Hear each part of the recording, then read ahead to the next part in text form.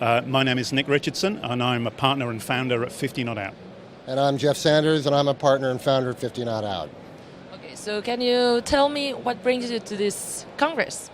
Well, we were invited to come and speak here by Sonia Pacheco, who said, I'm looking for people who understand older adult audiences, and I found you guys. So we met through LinkedIn, and we had a conversation, and we decided that we understood each other, and they said, can you come and talk to Spanish audiences about ageism? We said, sure we can. So that's how it happened. So we're here to speak. We're enjoying the exhibition as well and walking around talking to people, but we're primarily here to lay some anti-ageism propaganda on you guys.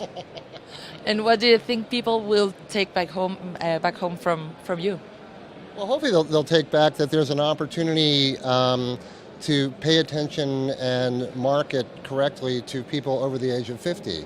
All the stats would say that, without sounding awful, they have most of the money, but they're not cool. So they don't look as cool as kids and stuff. I've got a 25-year-old son. He has no money. I do, but nobody pays attention to me when they market. So because you go, they treat the over 50s market, they almost ignore it.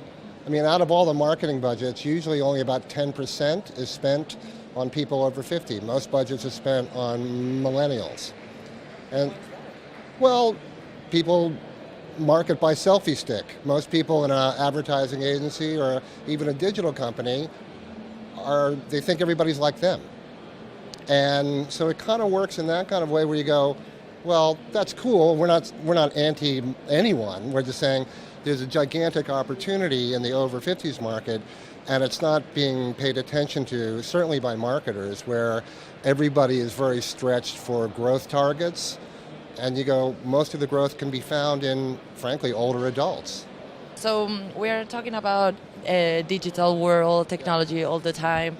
And could you please explain it very, very shortly, a little balance of how you see the evolution of technology in the past 15, 20 years?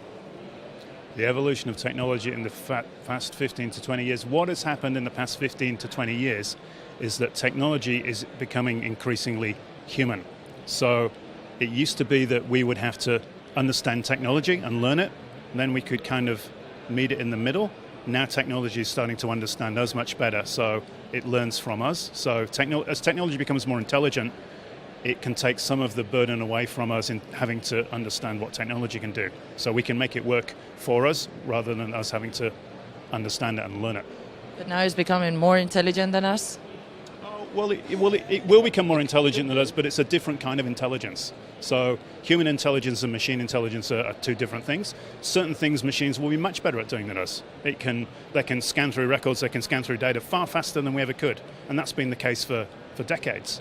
But machines don't have emotional intelligence yet, or they only have very primitive emotional intelligence, so that's what needs to grow. So really technology is all about people, and the better you understand people, the more effective you can make your technology.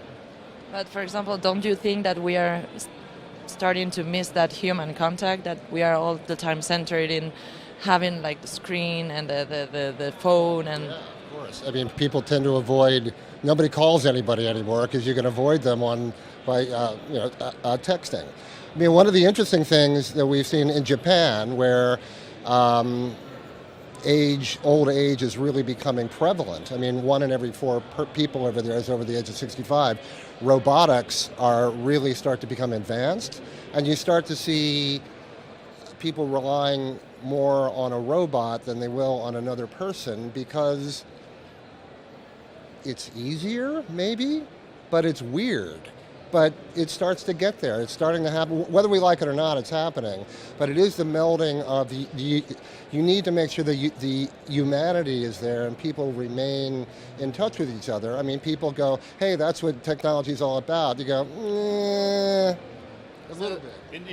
In Japan, people make clothes for their robots. Now, we think that is weird. That's so should be scared about the future, or we should absolutely not be scared about the future. I mean, there's a lot of conversation about future of work now that says machines are going to take all our jobs. Everyone's going to be thrown out into the street to do menial work and work in the gig economy, and everything's going to be insecure. But the reality is that machines are going to free us to do more creative, useful, emotionally driven things that can't be replicated by machines. But if you if you drive a taxi, if you're an accountant, if you're a radiologist, then certain parts of those jobs are going to disappear. But you have to deal with that and think about how you can use your emotional intelligence more effectively.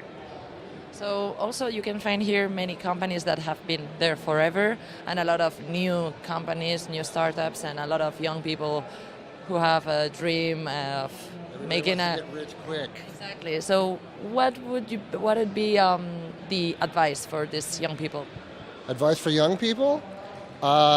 Keep working hard and start looking at not just thinking you are the center of the universe, that there are a lot of other people out there. Again, our business is about looking at the over 50s market, and if you look at that and you go, you're more inclusive rather than exclusive, there's tons of opportunity. I mean, things will change, things will always be different, they always have been.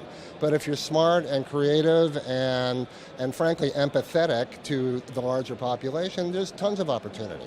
What I would say to every young person is, whenever you see an older person, remember that once upon a time, they were your age. So they don't find it so hard to empathize with what it's like to be you. We know you think you're the first to do everything and the world is changing because of you, but that's been happening for generations.